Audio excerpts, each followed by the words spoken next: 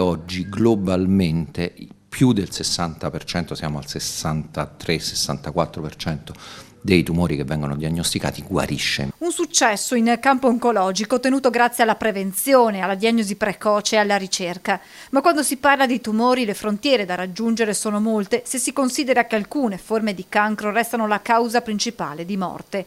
Il carcinoma al polmone in calo tra gli uomini, mentre l'incidenza e la mortalità risulta in aumento tra le donne, e ancora quello alla mammella, al colon e alla prostata.